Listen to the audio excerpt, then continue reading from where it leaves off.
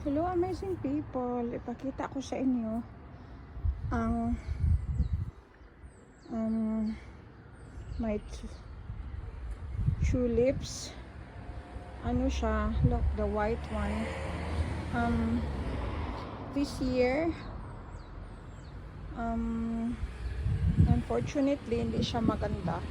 Look, ang daming hindi na mulaklak, wala pa siyang ano, yung parang anong tawag dun, parang putot. Look, this red, this is the first one.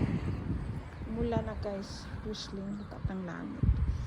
And look, so basically there is a like this color a lot. It's like an orange red. So ang dami, pakita ko sa inyo ito, hindi siya tumubo. Meron pa dito guys, look, namamatay kasi di ko siya nilinisan. Yan, yun, siya tumubo because look at that, dami kong inano last minute na if I clean last night, last week maybe, and then nasira din siya, it's ruined sa hangin kasi malakas ang hangin like couple of days, like yesterday sobrang lakas ng hangin and the last week. So ito purple, ito siya orange talaga to, and white.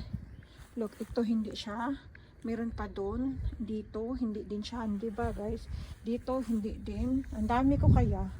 This is a pink pero it's another variety, and yellow to siya, doon hindi din siya tumubo.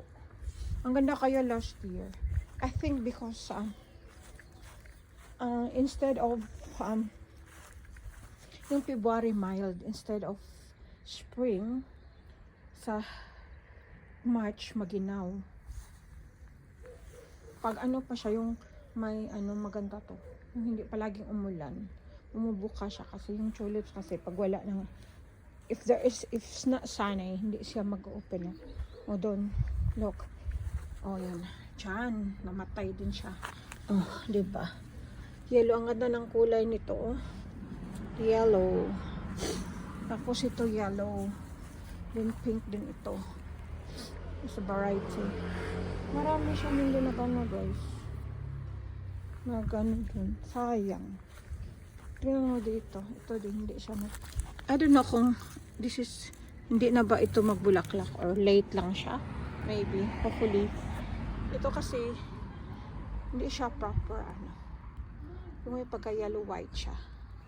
Doon isa proper white. Nalungkot ako dito. Ito naman pink. Ito siya sobrang red nito. Ito may pagka red pink. Ito orange red. Sayang. Ang dami kayo dun. Yung purple. So nalungkot ako kaunti. Kasi hindi siya tumubo ng ano. Hindi siya maganda ang tulip. This oh my god, umula na talaga siya. I see bye. Natatidy up lang ko ng kaunti because it's need cutting. Pa daddy, hindi pwedeng mag-cut pag mag-ano guys, pag